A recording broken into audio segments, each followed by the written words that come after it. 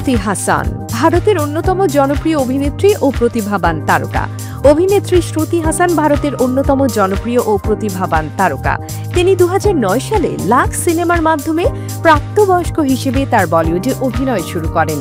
2012 সালে তামিল ছবি 3 দিয়ে তার ক্যারিয়ারে ব্যাপক সাফল্য আসে, যা তাকে দক্ষিণ ভারতের একজন প্রধান অভিনেত্রী হিসেবে প্রতিষ্ঠিত করে।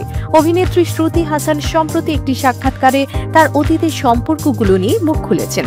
তিনি জানিয়েছেন তার জীবনে একাধিক সম্পর্ক ছিল, যেখানে তিনি কোনো লুকোচুরি করেননি। মাইকেল কার্সেল, শান্তনু হাজরা সহ বেশ কিছু ব্যক্তিত্বের সঙ্গে দীর্ঘ সময় প্রেম করেছেন তিনি।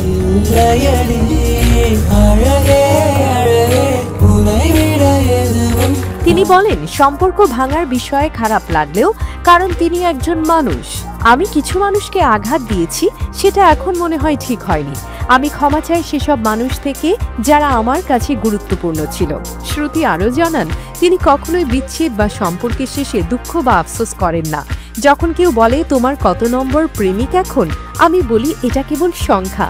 আমার জন্য এর মানে হলো কতবার আমি ভালোবাসা চাইলেও পাইনি।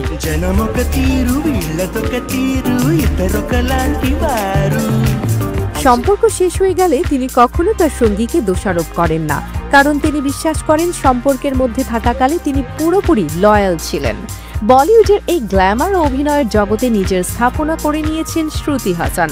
তার অভিনয় দক্ষতা এবং ব্যক্তিত্বের স্বচ্ছতা তাকে অন্য সকলের থেকে আলাদা করে। AB news desk report.